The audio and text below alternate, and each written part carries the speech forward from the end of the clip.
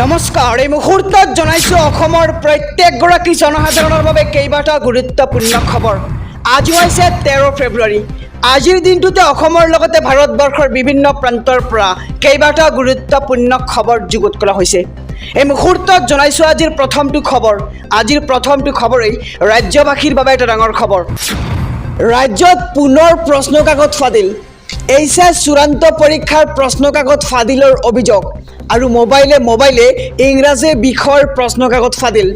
আৰু অহাকালিৰ পৰা আৰম্ভ হৈছিল উচ্চতৰ মাধ্যমিকৰ পৰীক্ষা আৰু পৰ্বতঝৰা ছিনিয়ৰ ছেকেণ্ডাৰী স্কুলত আছিল পৰীক্ষা কেন্দ্ৰ আৰু পৰীক্ষা কেন্দ্ৰটোত প্ৰশ্ন কাকত ফাদিলৰ অভিযোগ আৰু পৰীক্ষা কেন্দ্ৰটোত পৰীক্ষাৰ্থীক উত্তৰ যোগান ধৰিছে একাংশই। এই মুহূৰ্তৰ খবৰ জনাইছোঁ যে পুনৰ ফাদিল হৈছে প্ৰশ্ন কাকত। পৰীক্ষাৰ সময়তে মোবাইলে ফাদিল প্ৰশ্ন কাকত আৰু ঘটনা সন্দৰ্ভত এজন অভিযুক্তক আটক আৰক্ষীয়ে আৰম্ভ কৰিছে এতিয়া তদন্ত আৰু ৰাজ্যত পুনৰ ফাদিল হৈছে পৰীক্ষাৰ প্ৰশ্ন কাকত। এই মুহূৰ্তত জনাইছোঁ আজিৰ দ্বিতীয় নম্বৰ খবৰটো। অৰুণোদয় আঁচনিক লৈ বাজেটত বৃহৎ ঘোষণা। নতুনকৈ লাখ লাখ মহিলাক সাঙুৰি ল'ব অৰুণোদয় আঁচনিত আৰু ৰাজ্যৰ 30 লাখৰো অধিক পৰিয়াল লাভান্বিত হ'ব এই আঁচনিৰ দ্বাৰা আৰু ৰেচন কাৰ্ড থকা প্ৰতিটো পৰিয়ালক অৰুণোদয় দিয়াৰ পৰিকল্পনা চৰকাৰৰ। লাভ কৰিব জীৱন জ্যোতি বীমা যোজনা, সুৰক্ষা বীমা যোজনাৰ সুবিধা আৰু অৰুণোদয় আঁচনিক লৈ বাজেটত বৃহৎ ঘোষণা কৰা হৈছে। নতুনকৈ লাখ লাখ মহিলাক সাঙুৰি ল'ব অৰুণোদয় আঁচনিত আৰু ৰাজ্যৰ 30 লাখৰো অধিক পৰিয়াল লাভান্বিত হ'ব এই আঁচনিৰ দ্বাৰা।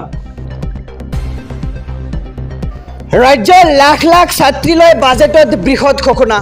10 লাখ ছাত্ৰীক নামভৰ্তিৰ বাবে আগবঢ়াব বিত্তীয় অনুদান। ছাত্ৰীসকলে স্নাতকোত্তৰ পৰ্যন্ত শিক্ষা লাভ কৰাৰ ক্ষেত্ৰত গুৰুত্ব চৰকাৰৰ আৰু চৰকাৰী শিক্ষানুষ্ঠান মহাবিদ্যালয়ত অধ্যয়ন কৰা ছাত্ৰীয়ে লাভ কৰিব এই সুবিধা। এই মুহূৰ্তৰ খবৰ জনাইছোঁ যে আজিৰ বাজেটত কেইবাটাও বৃহৎ সিদ্ধান্ত লোৱা হৈছে আৰু বিবাহপাশত আবদ্ধ হোৱা ছাত্ৰীসকলে নাপাব এই সুবিধা। একাদশ শ্ৰেণীত নামভৰ্তি কৰা প্ৰতিগৰাকী ছাত্ৰীক 10,000কৈ টকা প্ৰদান কৰা হ'ব আৰু স্নাতকত নামভৰ্তি কৰা প্ৰতিগৰাকী ছাত্ৰীক আগবঢ়াব 12,500 টকাকৈ আৰু স্নাতকোত্তৰ প্ৰথম বৰ্ষত নামভৰ্তি কৰা প্ৰতিগৰাকী ছাত্ৰীক 15,000কৈ টকা আগবঢ়োৱা হ'ব আৰু এই আঁচনিৰ বাবে 240 কোটি টকাৰ ধাৰ্য হৈছে বাজেটত আৰু বিত্তমন্ত্ৰী অজন্তা নেওগে বাজেটত কৰে এই বৃহৎ ঘোষণা আৰু ৰাজ্যৰ লাখ লাখ ছাত্ৰীলৈ বাজেটত এই বৃহৎ ঘোষণা কৰা হৈছে।